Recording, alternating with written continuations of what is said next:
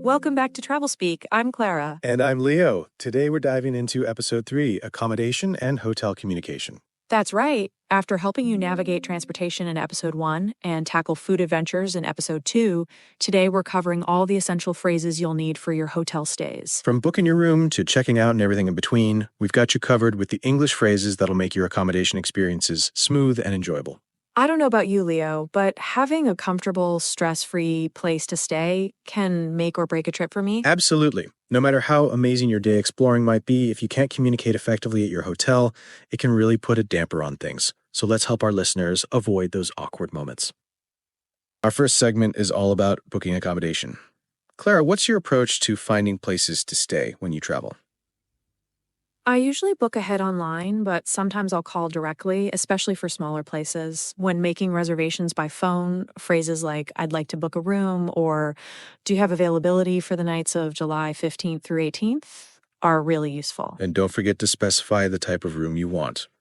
I'm looking for a double room with a private bathroom, or we need a family room for 2 adults and 2 children. Exactly. And for discussing rates, you might ask, what's the nightly rate? Or is breakfast included in the price?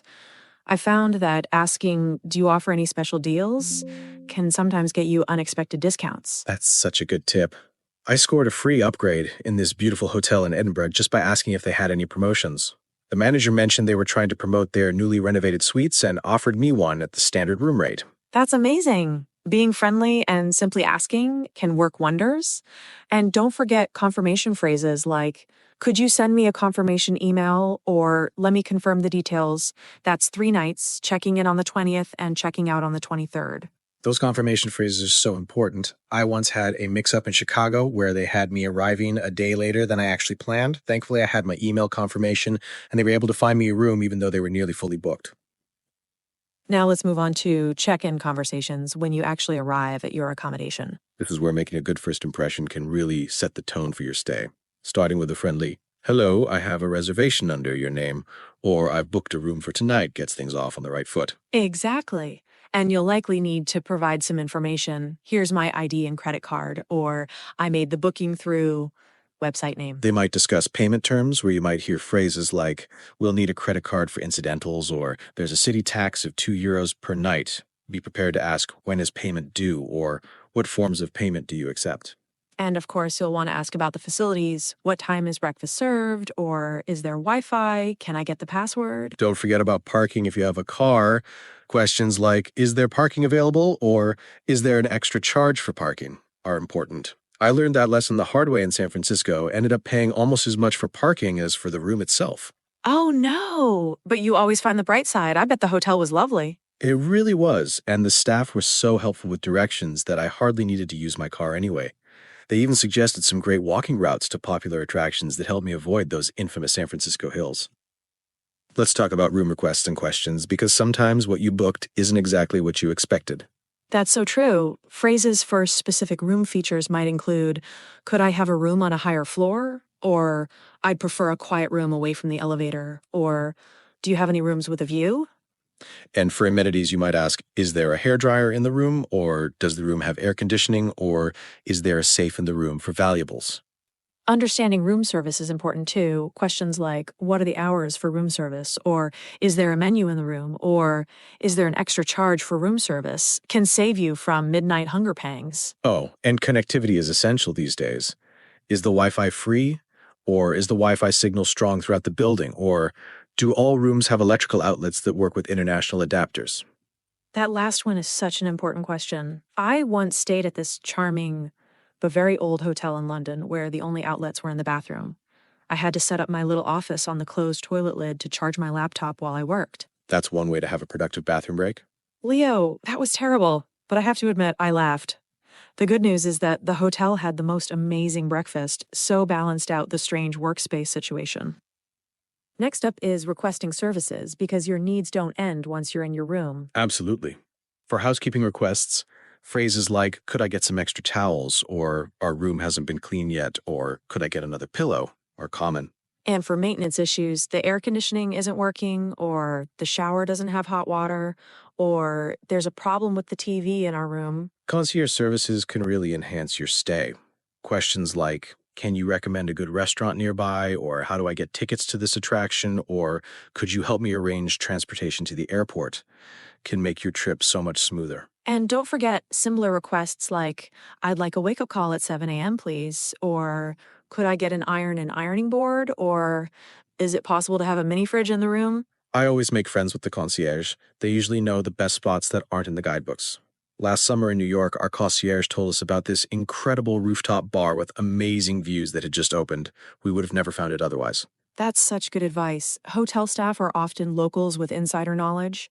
I also think it's important to be specific with your requests. Instead of just asking for a good restaurant, I might say, can you recommend a moderately priced seafood restaurant within walking distance? That helps them give you much better recommendations. Sometimes things don't go according to plan, which brings us to our next segment, problem solving at your accommodation. Unfortunately, this happens to all of us eventually.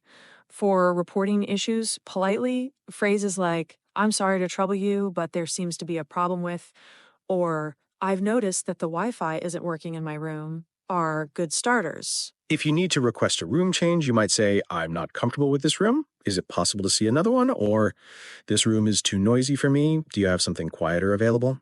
And for billing problems, there seems to be a charge on my bill that I don't recognize, or I believe there's been a mistake with the room rate, or we were told breakfast was included, but it's been added to our bill. Sometimes you need to express dissatisfaction, but it's important to do it constructively.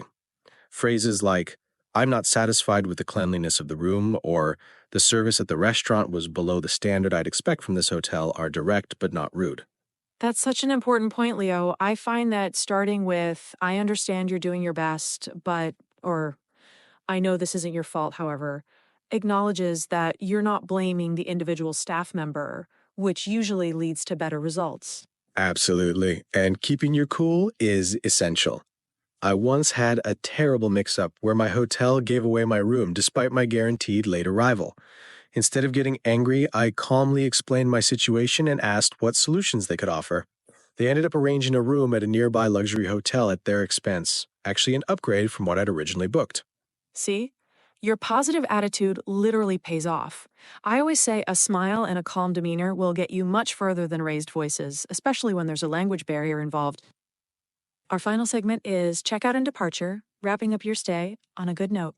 The checkout process vocabulary includes phrases like, I'd like to check out, please, or what time is the checkout deadline, or can I leave my luggage here after checkout? For reviewing charges, you might say, could I see an itemized bill, please? Or could you explain this charge? Or I believe there's been an error on my bill. And if you need some flexibility, phrases for requesting late checkout include, would it be possible to have a late checkout? Or is there an extra charge for checking out at 2 p.m. instead of noon? For your onward journey, you might ask, could you call a taxi for me, please? Or what's the best way to get to the train station? Or how early should I leave for the airport?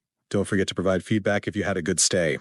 Comments like, we've really enjoyed our stay here, or the staff has been wonderful, leave a positive impression.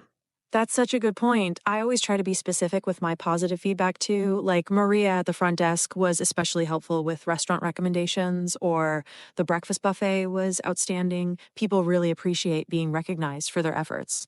I do the same thing. And if I had an exceptional experience, I ask for the manager's business card so I can send a follow-up thank you email or mention them in a positive review. It's a small gesture that can make someone's day and helps build goodwill for future travelers. We've covered so much today, from booking your accommodation to checking out and everything in between. I think the key takeaway is that clear, polite communication can transform your accommodation experience. Having these phrases in your pocket gives you the confidence to ask for what you need and resolve any issues that might come up. Absolutely. And remember that hotel staff generally want you to have a good experience. They're usually happy to help if you communicate your needs clearly and courteously. That's such an important point. What would you say is your top tip from today's episode, Leo? I'd say don't be afraid to ask for what you want or need. The worst they can say is no, but often they'll try to accommodate you if possible. Whether it's a room with a better view or a late checkout, it never hurts to ask. What about you? Mine would be to always confirm the details of your booking before arrival and keep all confirmation emails or numbers handy. This simple step can prevent so many potential problems and misunderstandings when you check in. Great advice. In our next episode, we'll be diving into shopping and services, helping you navigate retail experiences, markets, banks, post offices, pharmacies, and mobile services in English speaking countries.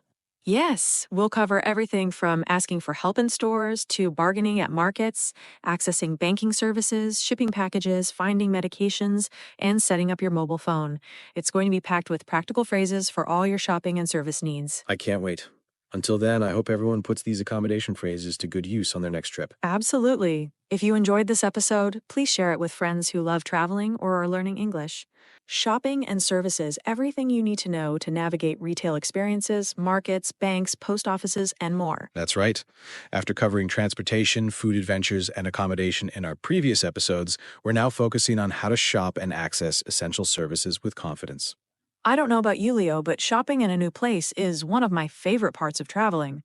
There's something so fun about discovering unique local products. Absolutely. Though I've definitely had my share of confused moments trying to figure out sizes in different countries or explaining what I'm looking for. Today, we'll make sure our listeners have all the phrases they need to shop like locals. Let's start with retail shopping basics. What are some essential phrases for getting help in stores, Clara? The most basic and useful phrase is probably, "Excuse me, could you help me?" Or "I'm looking for," followed by whatever you need. And don't forget, do you have this in a different size/color? I use that one constantly. Clothing sizes can be particularly confusing across countries. Phrases like, what size would I be in UK/Australian measurements, or could you help me find my size, can save a lot of frustration. Absolutely. And when you're trying to describe what you want, a vocabulary for styles is helpful. I'm looking for something casual/formal/lightweight, or do you have anything similar to this but in a different material? For price inquiries, simple phrases like, how much is this, or is this on sale, are essential. And I always like to ask, are there any discounts available? You never know what special promotions might be happening. Oh, that's such a good tip. I found this gorgeous handmade sweater in Edinburgh last year, and when I asked if there were any discounts, the shop owner mentioned they had a promotion for tourists that day. Saved me nearly £20 just by asking one simple question. That's why it always pays to ask. And for expressing preferences or opinions, phrases like, I prefer something more colorful, or this fits well, but I'm not sure about the styles, help salespeople understand exactly what you're looking for. Next up is market and souvenir shopping, which often has its own unique vocabulary and etiquette. Definitely. Markets are my happy place when traveling. The key difference with markets versus retail stores is that bargaining might be appropriate or even expected in many places. Exactly. Some useful bargaining phrases include, "What's your best price?" or "Would you take amount for this?" But it's important to bargain respectfully. Remember, this is someone's livelihood. That's such an important point. I always try to be fair when bargaining. A good approach is, that's a bit more than I wanted to spend. Can you come down on the price? Rather than aggressively saying something's overpriced. And for asking about authenticity and quality, phrases like, "Is this handmade?" or "Is this locally produced?" or "What material is this made from?" can help you find genuine souvenirs rather than mass produced imports. I had this wonderful experience at a craft market in Edinburgh where I asked a woodworker about his process, and he ended up giving me a mini demonstration of how he carved these beautiful Celtic designs. It became a highlight of my trip. Those are the best travel moments. For market shopping, I also find it helpful to ask, "What is this region/area known for?" to discover local specialties. That's how I found my collection of hand painted ceramic bowls, by asking a vendor what the area was famous for producing. Now let's talk about banking and money matters, something that inevitably comes up during travel. Absolutely essential. For ATMs, phrases like, "Where can I find an ATM?" or "Does this ATM charge a fee?" are important. And for currency exchange, "What's the exchange rate?" or "Is there a commission for exchanging money?" can save you from unexpected charges. When you need to visit an actual bank, phrases like, I'd like to exchange some currency, or can I access my account from abroad, or I need to make a withdrawal, are useful. Just remember that banks often have limited hours compared to what you might be used to at home. Great point. I've definitely been caught out by early closing times. For discussing fees and rates, questions like, "Is there a foreign transaction fee?" or "What's the withdrawal limit?" can help you plan your finances efficiently. And unfortunately, sometimes things go wrong. Phrases for reporting issues include, my card has been lost, stolen, or I'm having trouble accessing my account, or the ATM kept my card. Oh no, did that happen to you? Yes, in Sydney last year. The ATM just swallowed my card on the first day of my trip. I had to call my bank and then explain to the local bank staff what happened. They actually super helpful once I was able to clearly explain the situation. Having those key phrases ready definitely made a stressful situation a bit easier. That's exactly why we're doing this podcast. Those unexpected situations are when having the right words really matters. Next is post office and shipping, because who doesn't love sending postcards or mailing home souvenirs that are too heavy to carry? I'm definitely guilty of buying too many books when I travel. For basic post office requests, phrases like, I'd like to send this postcard slash package, or how much is postage to country, or I need to buy some stamps cover most situations. And for those heavier souvenirs, asking, what's the most economical way to ship this, or how long will shipping take, helps you make informed decisions. Different shipping methods can vary dramatically in price and delivery time. For packaging needs, you might ask, do you sell boxes slash envelopes, or can you help me package this? Many post offices offer packaging materials and assistance, especially for international shipping. And don't forget about customs forms. Questions like, do I need to fill out a customs declaration, or what should I list as the value of these items, can save you headaches later. I once undervalued a package of gifts I was sending home from London, and my mom ended up having to pay additional customs fees to receive it. Ouch. That's definitely a lesson learned. I found post office staff are generally very helpful with explaining customs requirements if you ask clearly. And I always keep the tracking number by asking, can I get a tracking number for this package so I can follow its journey? Now, for a topic that's particularly important when traveling, pharmacy and health needs. No one plans to get sick on vacation, but it happens to the best of us. So true. Being able to explain symptoms clearly is crucial. Phrases like, I have a headache, sore throat, slash upset stomach, or I'm allergic to medication, or I need something for pain, slash fever, slash allergies are essential. And for finding specific medications, it helps to know that brand names often differ between countries. So describing what you need functionally is best. I need something for acid reflux rather than asking for a specific brand you use at home. Good point. Questions like, is this similar to familiar brand? Or what do you recommend for symptom can help you find equivalent medications. Pharmacists in most English speaking countries are quite knowledgeable and can provide good advice for minor health issues. Understanding dosage instructions is important too. Don't hesitate to ask, how often should I take this? Or should I take this with food? Or are there any side effects I should know about? And in more urgent situations, phrases like, where's the nearest hospital? Or do I need a prescription for this? Or is there a doctor I can see quickly? Could be really important. I had to use that last one in Vancouver when I developed an awful ear infection from swimming. I asked the pharmacist if there was a doctor I could see, and they directed me to a walk in clinic just around the corner. I was so grateful to get treatment quickly instead of suffering through the rest of my trip. I'm glad that worked out. And this reminds me, it's always good to know how to ask about pharmacy hours. What time do you close? Or are you open on Sundays? Health needs don't always arise during convenient business hours. Our final segment is mobile services and electronics, because staying connected while traveling is practically essential these days. Absolutely. For purchasing SIM cards or data plans, phrases like, I need a prepaid SIM card, or what data plans do you offer for tourists, or will this work with an unlocked phone from your country, cover the basics. And don't forget to ask about coverage. Do you have good coverage in the areas you're visiting? Or does this plan include international calls? Nothing worse than buying a plan and then discovering it doesn't work where you're going. For device issues, phrases like, my phone isn't connecting to the network, or I need a charger for this device, or do you sell adapters for country plugs, can be lifesavers. Compatibility questions are important too. Will my device work on this network? Or is this compatible with your device? Can prevent wasted money on services or accessories that won't work for you. And some useful vocabulary includes terms like data roaming, pay as you go, top up or refill for prepaid plans, coverage area, and unlocked phone. I've found that mobile phone tours in tourist areas are usually quite helpful. When I was in Sydney, the sales assistant spent nearly 20 minutes helping me find the best short-term plan and making sure my phone was properly set up before I left the store. I was so grateful for his patience. That's been my experience too. They understand tourists have specific needs and time constraints.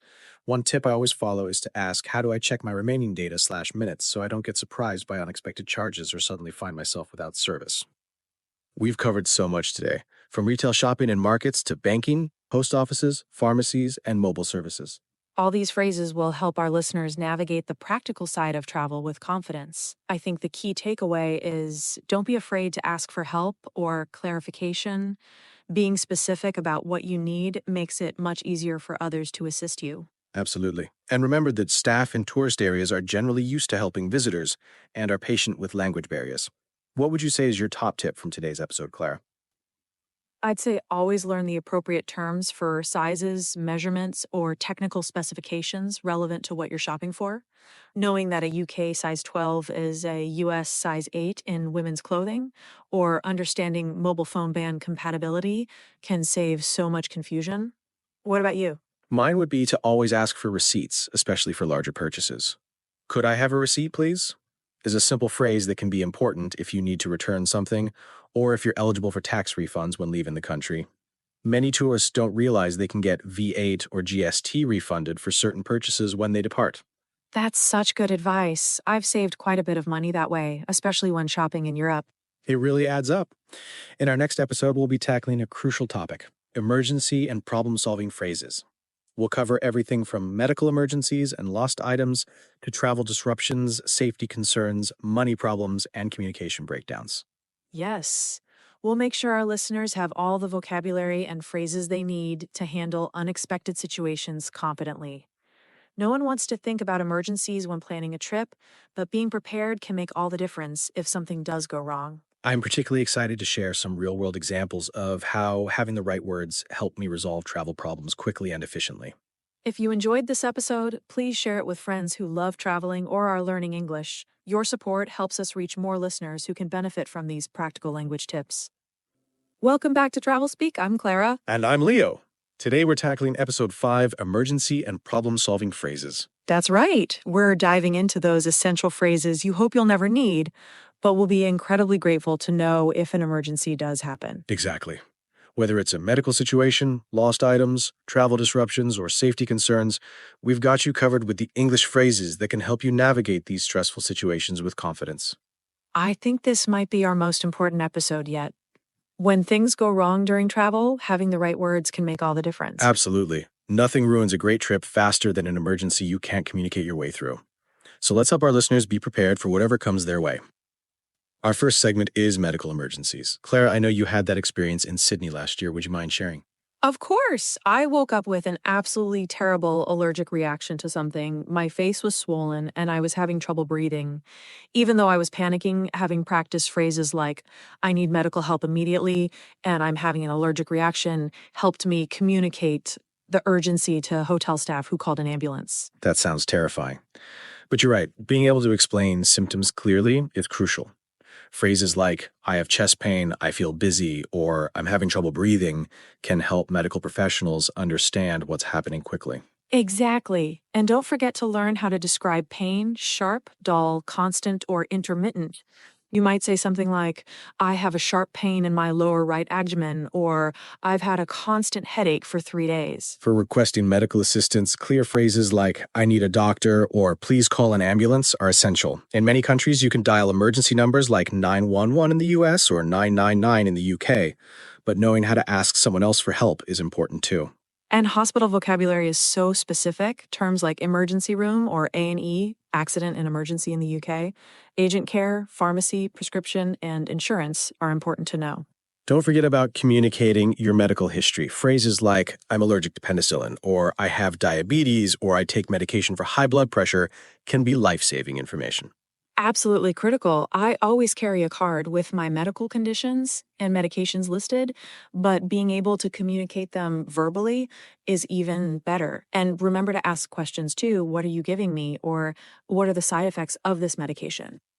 Next, let's talk about lost and stolen items, something that unfortunately happens to many travelers. It sure does. I had my wallet picked on the tube in London my first day there. The most important phrases for reporting lost belongings include, I've lost my or my has been stolen, followed by whatever is missing: passport, wallet, phone, luggage. For dealing with police, you might need to say, I need to file a police report, or where is the nearest police station? Many insurance claims require an official police report, so this is a really important step. When describing missing items, be as specific as possible. It's a black letter wallet with my ID, two credit cards, and about 50 euros in cash. Or, my suitcase is medium sized, dark blue, with a luggage tag showing my name and phone number. And don't forget to provide timeframes and locations. I last had it at the cafe on Main Street around 2 p.m., or I noticed it was missing when I left the museum. This helps authorities track down what happened. Following up is important too with phrases like, has anyone turned in a lost passport? Or, could I leave my contact information in case it's found? Or, is there a reference number for my case? After that wallet incident, did you get one of those underclothing security pouches? I started using one after having my phone nearly swiped in Barcelona. I absolutely did. Best investment ever, and I've become much more careful about keeping valuables in front pockets or easily accessible areas. But even with all the precautions, knowing these phrases helps you respond quickly if something does happen. Now let's discuss travel disruptions, those frustrating flight cancellations, misconnections, and other transportation hiccups. Oh, don't get me started. Just last year, I was stranded overnight in Chicago due to weather delays. The phrases I found most useful were, my flight has been canceled, and what are my options for getting to my destination?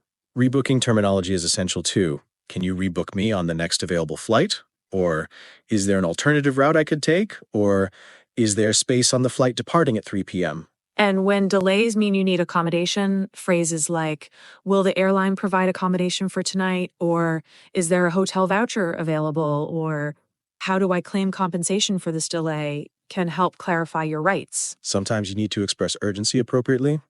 I have a connecting flight in 2 hours, or I have an important meeting I cannot miss, or I need to reach my destination today because explaining your situation can sometimes help staff prioritize your case.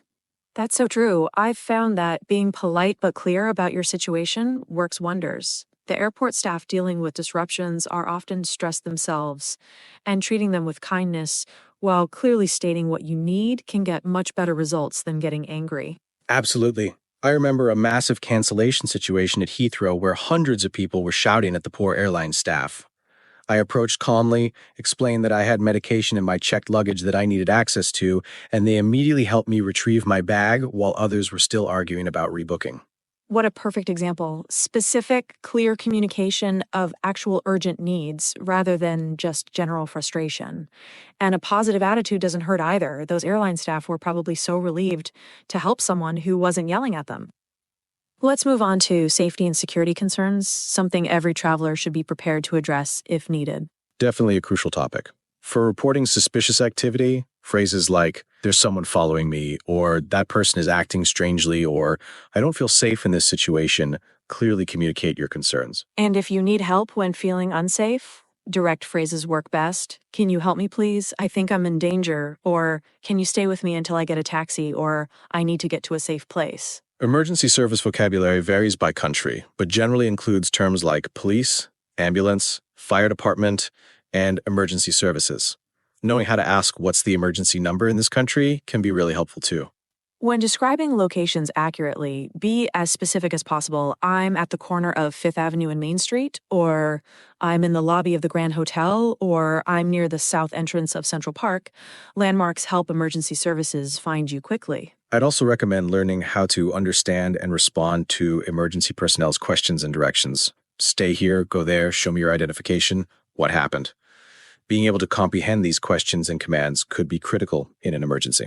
That reminds me of when I was caught in that small earthquake in California. The hotel staff were giving evacuation instructions and understanding phrases like exit this way and stay calm and walk, don't run, helped me follow protocol correctly. Wow, I didn't know you experienced an earthquake. It goes to show that emergencies can happen anywhere, even in the most developed countries. Being prepared with language basics for safety situations is just as important as knowing how to order coffee or ask for directions. Now for a topic that can cause a lot of anxiety, money problems. Nothing more stressful than financial issues when you're far from home. So true. For reporting lost cards, phrases like, I've lost my credit/debit card, or my card has been stolen and I need to block it, or I need to report unauthorized transactions are essential to know. And when you need to access emergency funds, you might say, I need to make an emergency withdrawal, or how can I receive a money transfer from abroad, or can I get a cash advance with my credit card? Sometimes you need to explain your financial situation. I've run out of money because my wallet was stolen, or my card isn't working and I don't have cash, or I can't access my bank account, being able to clearly explain what happened helps others understand how to help you. For requesting payment alternatives, useful phrases include, "Can I pay by phone?" Or "Is there another way I can pay?" Or "Can you direct me to the nearest Western Union?" Having backup payment methods is always a good travel practice. Absolutely. I always travel with at least two different credit cards from different banks, some cash in the local currency, and a bit of US dollars for emergencies. After that incident in Sydney where my primary card was blocked due to suspicious activity, which was just me buying souvenirs, I learned my lesson about backups. That's such good advice. I also keep a small emergency stash hidden somewhere separate from my wallet, just enough for transportation back to my accommodation and a meal if everything else goes wrong. It saved me more than once when I've been caught without working cards. Our final segment is communication breakdowns, those frustrating moments when language barriers become more than just minor inconveniences. This happens to everyone, even in countries where you speak the language. Useful phrases for when you don't understand include, "I'm sorry, I don't understand," or "Could you repeat that, please?" or "I'm having trouble understanding what you mean." And asking people to speak slower can make a huge difference. Could you speak more slowly, please? Or, I'm still learning English. Could you speak more clearly? Most people are happy to accommodate if you ask politely. For clarifying misunderstandings, repeating back what you think you heard can help. "So you're saying that," or "Let me make sure I understand correctly," or "Does this mean that?" And when all else fails, using simple English effectively becomes crucial. Short, clear sentences without idioms or slang, using basic vocabulary, and speaking slowly with pauses between words can help bridge communication gaps. Visual aids can be lifesavers too. Having translation apps ready, using maps to point to locations, or even drawing pictures can help overcome language barriers. I remember when my phone died in a remote area of Scotland, I actually drew a picture of a gas station to ask a local where I could find one. That's brilliant. Did it work? It did. The person laughed, but then drew a quick map on a napkin showing me where to go. Sometimes creativity is your best communication tool when words fail. And don't forget body language. A smile, a look of confusion, or pointing can communicate a lot when you're struggling with verbal language. So true. I've found that showing patience and appreciation goes a long way too. Phrases like, thank you for your patience, or I appreciate your help, acknowledge the effort others are making to understand you, which usually encourages them to keep trying rather than giving up on the conversation. We've covered so much today, from medical emergencies and lost items to travel disruptions, safety concerns, money problems, and communication breakdowns. I think the key takeaway is that preparation is everything. Having these essential phrases ready in your mind before an emergency happens can make a stressful situation much more manageable. Absolutely. And remember that in most emergency situations, clear, simple communication is best. This isn't the time for complex sentences or trying to show off your language skills. Focus on conveying the essential information as directly as possible. Great point. What would you say is your top tip from today's episode, Leo? I'd say always carry important information written down or stored accessibly on your phone, emergency contacts, medical conditions, accommodation details, and embassy information. Even if your spoken language fails you, having written information to show others can be a lifesaver. What about you? Mine would be to stay calm and positive even in stressful situations. Panic makes communication harder, while a level head helps you remember the right phrases and makes others more likely to want to help you. I've found that starting with, I need your help, please, with a calm but serious tone usually gets a positive response. That's excellent advice. Staying positive doesn't mean minimizing serious situations, but approaching them with clarity rather than panic definitely leads to better outcomes. To sum up our emergency and problem-solving phrases episode, we've covered the essential vocabulary for medical emergencies, reporting lost items, navigating travel disruptions, handling safety concerns, resolving money problems, and overcoming communication breakdowns. The common thread through all these scenarios is the importance of clear, direct communication. In emergencies, simplicity is your friend. Focus on communicating the most critical information first, then fill in details as needed. And remember that most people genuinely want to help travelers in distress. Approaching difficult situations with politeness and clarity will usually get you the assistance you need, even with language barriers. That's so true. I've been amazed at how kind strangers can be when you're in a tough spot while traveling. It's one of the things that keeps me optimistic about humanity, even after experiencing some travel mishaps. Exactly. Every challenging travel situation I've encountered has ultimately included someone going out of their way to help me. Those moments of connection often become my most meaningful travel memories. In our next episode, we'll be shifting to a much lighter topic: making connections, social phrases, and cultural tips. We'll cover everything from meeting locals and making small talk to understanding cultural norms and building genuine connections during your travels. I'm really looking forward to that one.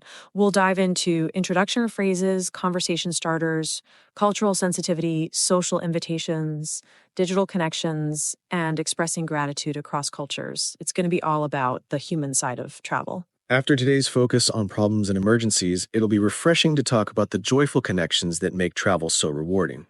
Until then, we hope you stay safe in your travels, but now you're prepared with the language tools to handle situations if they do arise. If you found this episode helpful, please share it with friends who love traveling or are learning English.